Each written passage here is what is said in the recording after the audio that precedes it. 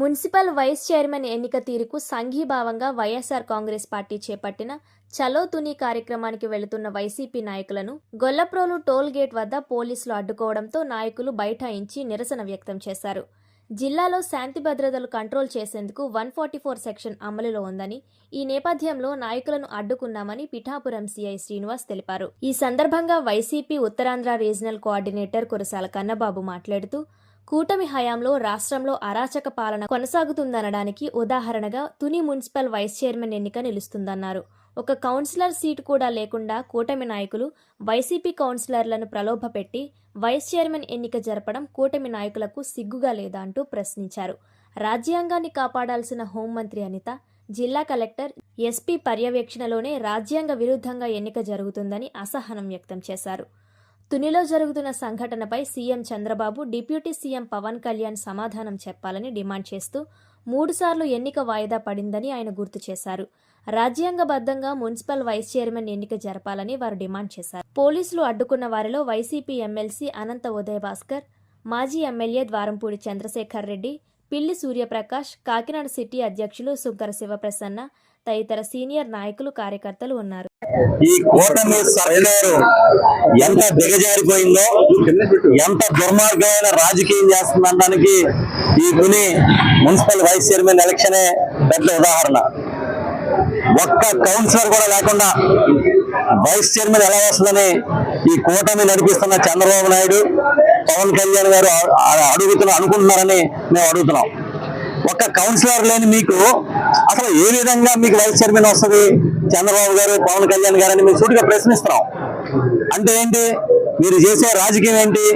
YSR party కౌన్సిలర్లని లాక్కుని దౌర్జన్యంగా వారిని బెదిరించో, లేకపోతే బతిమాలో, లేకపోతే వాళ్ళని ప్రలోభ పెట్టో ఈ ఎలక్షన్ గెలవాలనుకుంటున్నారు.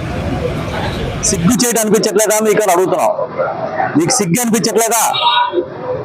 ఒక్క కౌన్సిలర్ లేని తునిలో వైస్ చైర్మన్ కోసం ఎన్ని రకాలుగా లాస్ట్ 1 or 2 months నుంచి మీరు చేస్తున్న రాజకీయం చూస్తుంటే జనం నవ్వుకుంటున్నారు. 3వసారి ఇవాళ మళ్ళీ వాయిదా పడింది.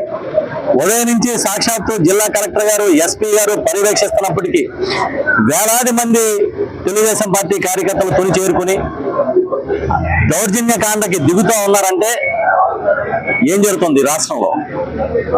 144 సెక్షన్ ఉంది, నిషేధాజ్ఞలు ఉన్నాయి, మీరు వెళ్ళడానికి వీల్లేదని మమ్మల్ని అందరినీ, చంద్రశేఖర్ రెడ్డి గారిని, అనంతబాబు గారిని, పిల్లి సూర్యప్రకాష్ గారిని, నన్ను, అదేవిధంగా కాకినాడ సిటీ ప్రెసిడెంట్ గారిని, ఇతర ముఖ్య నాయకులు, ఈ ప్రాంత నాయకులు అందరినీ కూడా ఇక్కడ నిలిపేశారు.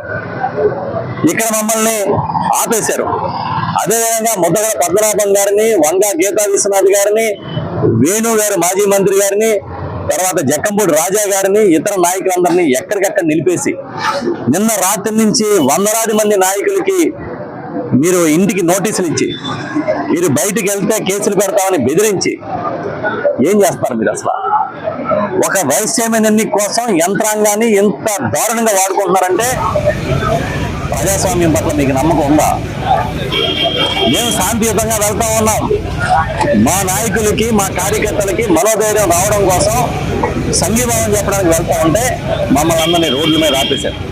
ఇప్పుడే 2 గంటల పాటు ఇక్కడ కూర్చున్నాం. మేము 2 గంటల పాటు ఇక్కడే మేము ఉంటే, అదేవిధంగా మిగతా అన్ని చోట్ల మా నాయకులు ఉంటే, శాంతియుతంగా మేము కూర్చుంటే మమ్మల్ని ఏమో పొమ్మంటున్నారు. తెలుగుదేశం నాయకులు, కార్యకర్తలు అక్కడ ఉంటే వాళ్ళని మర్యాదలు చేసి చూసుకుంటా ఉన్నారు. బస్సు తీసుకొచ్చి బస్సులో కౌన్సిలర్ని తీసుకెళ్ళడానికి ప్రయత్నం చేస్తే ఆ బస్సుకి ప్రొటెక్షన్ ఇస్తామని చెప్పి సాక్షాత్తు ఉన్నతాధికారులు చెబితే ఆ బస్సు తాళం తీసుకుని తెలుగుదేశం వాళ్ళు వెళ్ళిపోయారంటే ఏం చెప్పాలి? కౌన్సిలర్లు పరిగెత్తారు. ఇవాళ వైఎస్ఆర్ పార్టీ కౌన్సిలర్లు పరిగెత్తించారు. అందులో ఒక గర్భవతి కూడా ఉన్నారని ఆమె వాపోతుంటే మనసుకి బాధ అనిపిస్తూ ఉంది. ఎంత నీచంగా రాజకీయాలు మారిపోతా ఉంటే మీకెవరికి చీమ పుట్టినట్టు లేదా అని అడుగుతున్నా. ఇవాళ ఈ జిల్లా మంత్రిగా ఎవరున్నారు? డిప్యూటీ సీఎం పవన్ కళ్యాణ్ గారు ఉన్నారు. ఇక్కడ జరుగుతున్న దుర్మార్గమైన ఒత్తిళ్లు, మాజీ కౌన్సిల్ ఈ ఉప ఎన్నిక, వైస్ చైర్మన్ ఎన్నిక ఇంత దుర్మార్గంగా జరుగుతుందని పవన్ కళ్యాణ్ గారికి తెలుసా? నేను ప్రశ్నిస్తున్నా. ఉన్న నాయకుడు పవన్ కళ్యాణ్ గారు ఉంటే ఆ జిల్లాలోనే ప్రజాస్వామ్యం ఏ విధంగా కూలీ జరుగుతూ ఉంటాయి. తెలిసి ప్రోత్సహిస్తా ఉన్నారా? ఎవరి పాత్ర ఏంటి దీంట్లో నిగ్గు తేల్చమని అడుగుతున్నాం. ఇవాళకి 3వ సారి ఎంత భయభ్రాంతులు చేస్తున్నారంటే